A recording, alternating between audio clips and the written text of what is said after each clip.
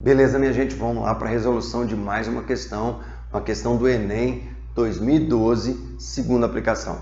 Pessoal, essa questão que fala sobre freios ABS é uma questão clássica na prova do Enem, já apareceu na prova do Enem mais de uma vez, né? E uma questão também que tem uma certa incidência em outros vestibulares. Beleza, então olha só, ele fala assim, ó, o freio ABS é um sistema que evita que as rodas de um automóvel sejam bloqueadas durante uma frenagem forte e entrem em derrapagem.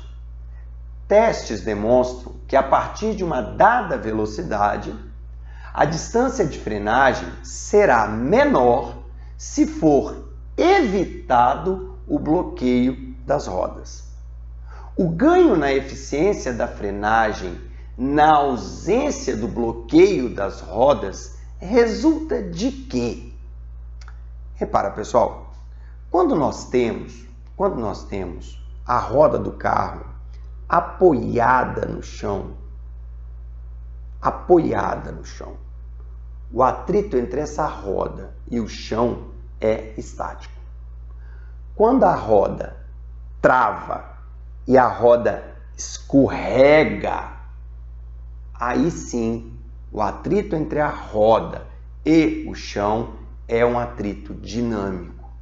Então, na verdade, o freio ABS, ele não deixa a roda travar. Então, ele impede que a roda entre na força de atrito dinâmica.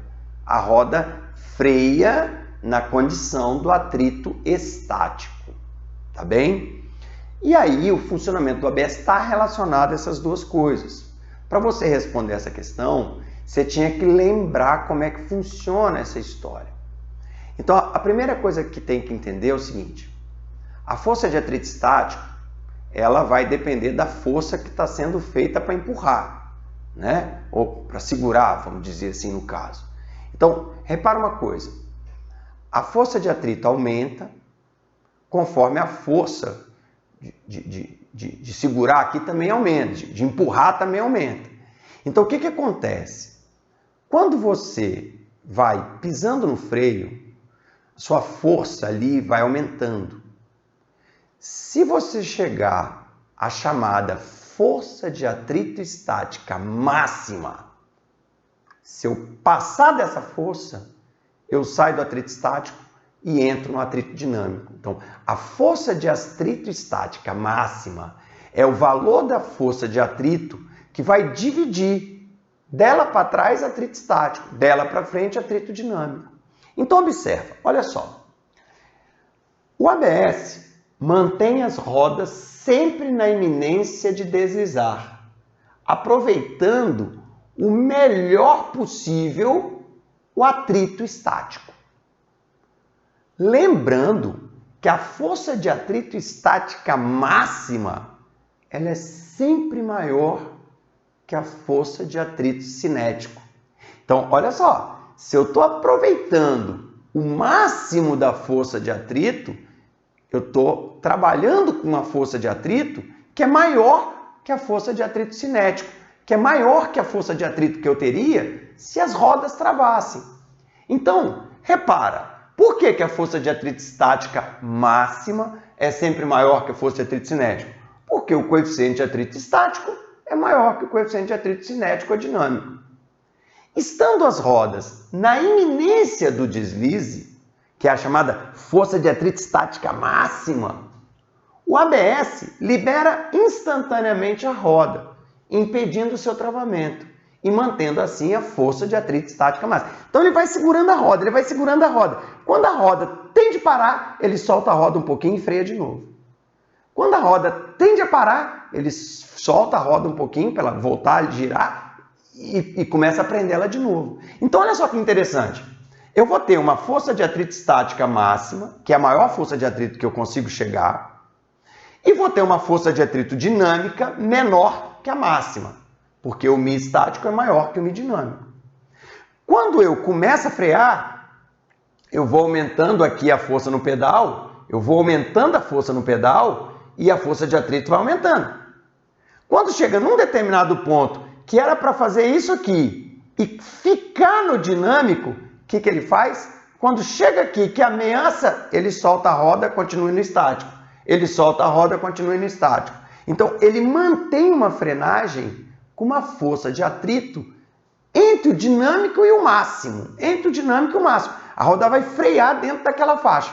Se eu travar a roda, ela freia no dinâmico, que é uma força de atrito menor. Se é uma força de atrito menor, a desaceleração vai ser menor e o tempo para frenar será maior. Então, vamos lá nas alternativas dessa questão, o que ele falou? Então, ele falou basicamente isso. E pergunta, o ganho na eficiência da frenagem na substância, na ausência do bloqueio das rodas, é resultado de quem? Então, ele ganhou eficiência porque as rodas não travaram. Por quê? Então, ele fala aqui nas alternativas. Vamos lá que ele vai colocar aqui pra gente. Letra A. O coeficiente de atrito estático torna-se igual ao dinâmico. Não, o coeficiente de atrito estático máximo é sempre maior que o dinâmico. Fora. Letra B de bola. O coeficiente de atrito estático ser maior que o dinâmico, independente da superfície de contato entre os pneus e o pavimento. Que isso está de acordo com o que a gente falou. O coeficiente de atrito estático é sempre maior do que o dinâmico. Vamos ler as outras frases? O coeficiente de atrito estático ser menor. Não, ser maior. Letra D. A superfície de contato entre os pneus e o pavimento ser maior com as rodas desbloqueadas. Gente, a superfície de contato não muda e, na verdade, o valor da força de atrito independe da área de contato.